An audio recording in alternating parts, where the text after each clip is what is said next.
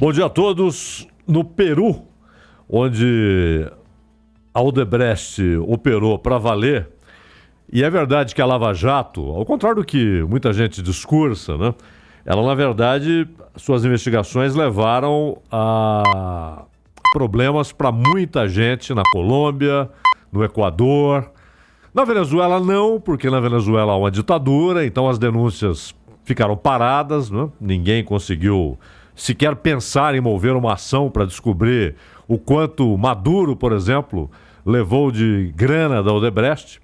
Mas no Peru o estrago foi maior que em qualquer outro lugar. Na verdade, depois da autocracia do Fujimori, todos os presidentes pós-Fujimori tiveram problemas. O Alan Garcia, claro, chegou à tragédia pessoal, né, de se matar.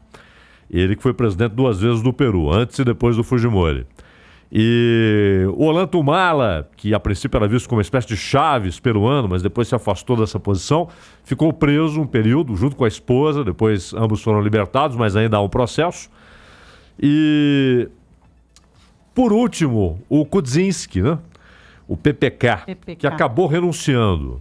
Mas é verdade, por que no Peru houve esse strike de presidentes? Todos sendo denunciados e renunciando, um suicídio, prisões. Porque havia maioria fujimorista, como há ainda no parlamento. Então a oposição é a maioria. Ou seja, ela aproveitava cada denúncia e ia para cima, inviabilizava o governo de plantão.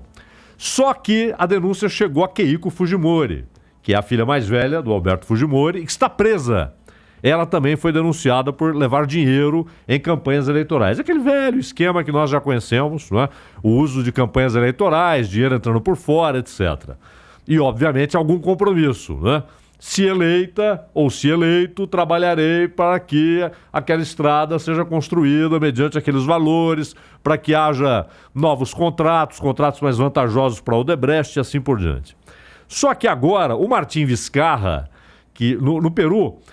lembra aquele troço que o Gilmar Mendes defendeu muito ano passado, né? O semipresidencialismo? Sim. Pois é, o Peru é semipresidencialista. Só que a Constituição dá ao presidente o direito de, depois de 2 moções não apreciadas ou não votadas pelo Congresso, ele pode fechar, pode dissolver o parlamento e convocar a eleição. E o Vizcarra, que era o primeiro vice-presidente, fez isso. Ele assumiu com a renúncia do Kuczynski.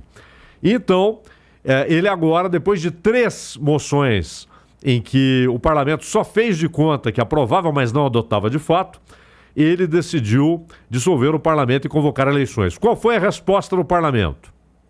Simplesmente remover o presidente do cargo e dizer que a sua vice, que era na época do Kuczynski a segunda vice, a Mercedes Araúz, deveria assumir. Ela assumiu. No dia seguinte ela renunciou. E detalhe... nas 24 horas em que ela, em tese, perante o Congresso, era presidente do Peru, nenhum país a reconheceu como presidente peruana. E aí ela renunciou. O Peru ficou 24 horas com 2 presidentes. 2 presidentes e, a rigor, nenhum. Só que as Forças Armadas e a polícia, oficialmente, declararam apoio ao Vizcarra, né? E o negócio interessante é que, por que houve esse imbróglio mais recente? Porque o parlamento quis aprovar a nomeação de novos juízes para a Corte Constitucional. Dos 9 candidatos, 6 são denunciados. E o que falou o Vizcarra? Vocês estão querendo colocar gente aí para proteger vocês das investigações relativas ao caso Odebrecht, a Lava Jato peruana. Gente, né? Que consolo, hein? É. Que consolo para nós aqui. Eu não sei, porque lá pelo menos as coisas estão acontecendo. Então... O fato é esse, quer dizer, neste momento, inclusive há um departamento de eleições, né?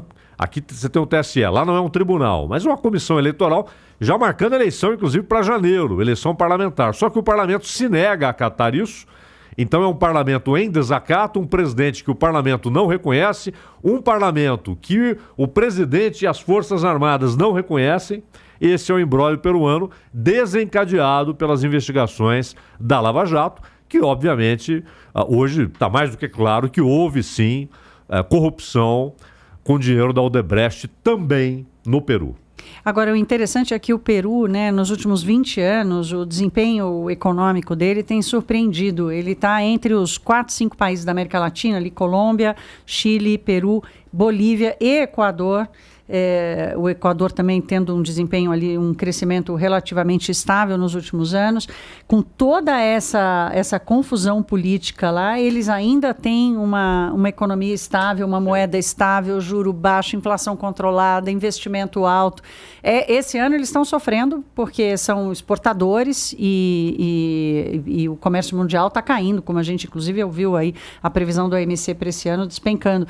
Mas tudo relativo, essa convivência né, com uma turbulência política absurda e ainda assim uma continuidade da estabilidade econômica, vamos ver até quando isso dura, né? Porque tudo relativo, está escalando, né? A crise, né? É tudo relativo. Assim como no Brasil, lá no Peru... Não podemos comparar, né? Nenhum Não desses estou nem países comparando, com o Brasil, né? Tô só colocando, né? mas o Porque esquema era bem pra nós- parecido, né? Porque que até pra ontem nós, entregaram os estabilidade apelidos, política- né, da lista que em de espanhol, departamento né? estruturada lá, como é que chamava?